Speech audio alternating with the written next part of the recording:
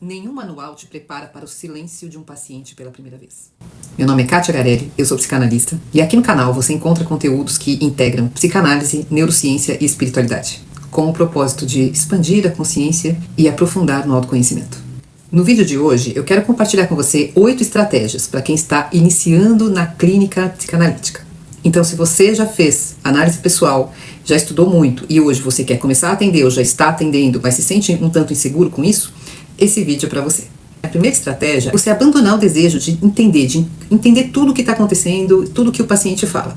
E isso, gente, é muito natural, tá? Quando a gente está começando na prática psicanalítica, a gente quer entender profundamente tudo o que o paciente está falando. Mas a escuta na psicanálise, ela não é uma coisa racional. Você precisa estar aberto para ouvir o paciente, mesmo quando ele fala coisas desconexas ou quando ele se contradiz. Então vamos lembrar que quando a pessoa está na análise, ela está fazendo associação livre. Ou seja, ela está falando absolutamente sem censura. Então você não pode ficar preso a uma lógica linear. Ou o paciente pode saltar de um tema para o outro, e isso assim, sem o menor aviso. Ele pode até se contradizer. E está tudo bem. Você está ali para ouvir e não para julgar. Então aqui entra uma postura fundamental para o analista, que é estar presente, disponível e acompanhando tudo que é dito. Sem tentar decifrar como se fosse um enigma, sabe? Se você estivesse ali tentando resolver um quebra-cabeças. O papel do analista é muito mais de caminhar junto com o paciente do que ficar tentando mostrar para ele alguma coisa. Não se coloque no papel de ser um intérprete e de revelar as verdades mais profundas. Não faça isso, porque assim você vai se desconectar do seu paciente. A segunda estratégia é: valide o seu paciente na primeira sessão. Mostre que você está ali para ouvir tudo que ele tem para dizer e sem julgamentos.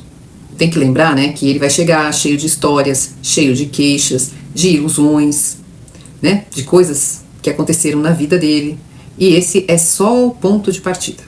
Então você tem que ajudar ele a estabelecer um percurso, porque a análise vai sim desestabilizar esses conceitos que ele já tem e essas certezas.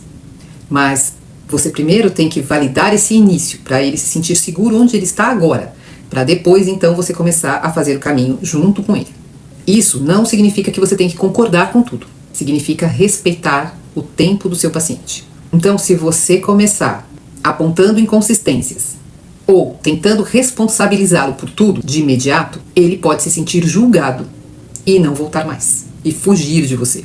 Então, é importante lembrar que aquele momento de retificação subjetiva, que é quando o paciente começa a se responsabilizar pela sua própria história, precisa ter um vínculo, né, e um desenvolvimento todo para poder acontecer. Não é de imediato. A terceira estratégia é: use as palavras do seu paciente para ajudá-lo a entender o seu processo.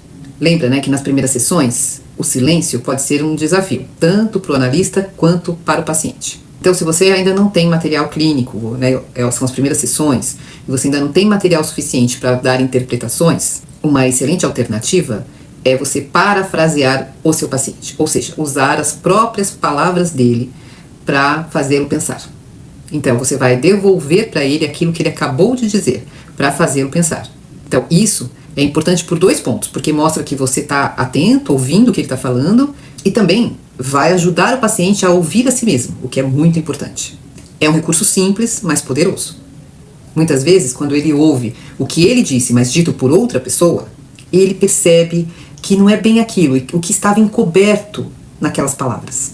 A quarta estratégia é: não tente dar interpretações sofisticadas. Muitas vezes, quando a pessoa está começando na prática clínica, ela sente uma pressão de provar que ela sabe.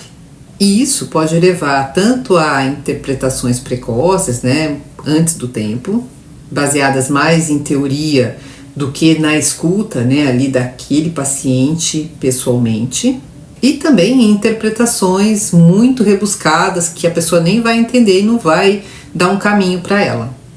A verdade, gente, é que o paciente ele não precisa de um oráculo. Ele precisa de alguém que o ajude a interpretar as próprias percepções. Isso vai ser muito mais valioso para ele. A interpretação boa é aquela que surge quando o paciente mesmo já está quase lá. E a fala do analista serve apenas como um empurrãozinho, sabe? Porque aí a coisa fica muito mais evidente. e o paciente aceita com mais naturalidade.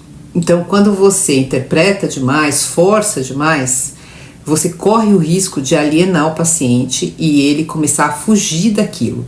Porque, lembra, ele não quer ver aquilo que você está tentando mostrar. Então, o ideal é você ajudar ele no processo, fazê-lo ir chegando aos poucos naquilo. E aí, quando ele está quase lá, você dá um empurrãozinho. Essa é a melhor estratégia. A quinta estratégia, ela é muito refinada, vamos dizer assim.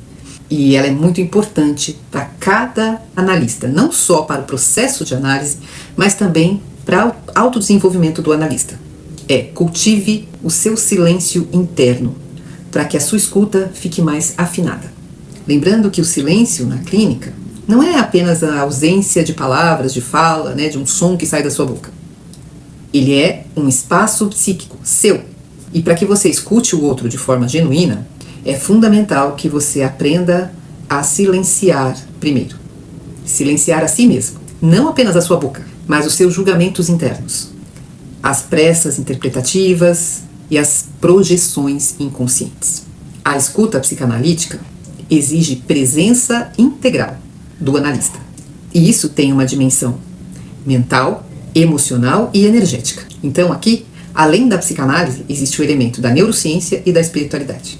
Do ponto de vista neurológico, quando você regula o seu próprio sistema nervoso, através da respiração consciente, por exemplo, práticas contemplativas ou simples pausas internas, você se torna mais apto a espelhar com tranquilidade e calma o funcionamento emocional do seu paciente. Já do ponto de vista espiritual, o silêncio permite acessar algo maior, aquilo que Jung chamava de self, ou o campo simbólico do inconsciente coletivo. A sexta estratégia é: seja profissional, mas não robótico. Existe uma ideia antiga, um conceito antigo de que o analista precisa ser distante, frio, quase que inatingível, um ser além do bem e do mal. Mas hoje, gente, isso não funciona mais. Os pacientes buscam uma relação real com alguém vivo, de verdade. É claro que você precisa manter uma postura ética e profissional, que é totalmente diferente. Com um certo distanciamento, para que o paciente não confunda a análise, o analista, com um amigo. Mas isso não significa que você vai virar uma estátua, um robô, alguém inatingível, totalmente distante. Você pode sorrir, pode mostrar empatia, pode estar e deve estar presente de forma genuína. Isso fortalece o vínculo e ajuda o paciente a confiar no processo pelo qual está sendo guiado por você. A sétima estratégia, gente, produza conteúdo sobre o seu trabalho. Hoje em dia, a forma como os pacientes encontram seus terapeutas mudou completamente. Não dá mais para você ficar aí dependendo só da indicação. É fundamental que você divulgue seu trabalho. Claro, considerando a ética, o respeito, o profissionalismo, tudo isso. Produzir conteúdo nas redes sociais, por exemplo, não é mais só uma estratégia de marketing. É uma forma também de você compartilhar o seu conhecimento, ajudar outras pessoas e mostrar quem você é, de verdade. Além disso, quando você grava conteúdos e publica nas redes sociais, você também se fortalece. Você se obriga a estudar mais, a organizar as suas ideias e a se posicionar. E a última dica, mas não menos importante, é: nunca pare de estudar. A psicanálise é um campo que está sempre em expansão. E quando você integra o conhecimento da psicanálise com conhecimentos mais recentes, como da neurociência e também da espiritualidade, da dimensão espiritual, você amplia ainda mais a sua capacidade de compreender a consciência humana. Então, seja lá qual for o método que você use, grupos de estudo, supervisão, mentorias ou cursos online, mantenha-se sempre em movimento. Uma última dica para você é: crie rituais internos antes de cada sessão. Medite por alguns minutos, respire, recolha-se em si mesmo. Quanto mais silencioso você estiver por dentro, mais clara será a sua escuta. E mais resultado você vai trazer para o seu paciente. E se você quiser mais conteúdos como esse, comenta aqui embaixo qual dessas estratégias fez mais sentido para você ou você já aplica na sua prática clínica. Até o próximo vídeo.